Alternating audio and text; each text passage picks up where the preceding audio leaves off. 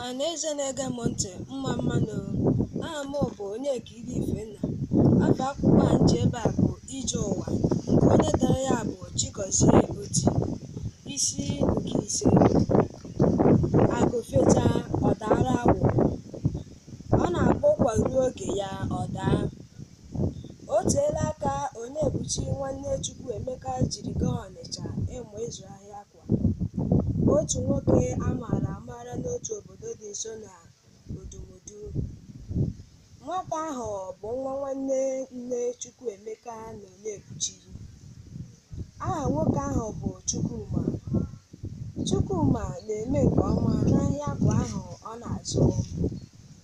Nna Onyebuchi bụ Obiezu eteela aka o jiri gwa ọgọ ya nwoke ahụ ka ọ kpọtara ya Onyebuchi, ka o were anya hụ ya mara ma ahụ ọ dịkwa ya mma.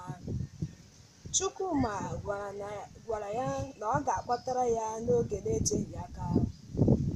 Obiezu nọ na-eche oge nke ahụ ga-abụ, n'ihi na agụụ nwere nchekwube anaghị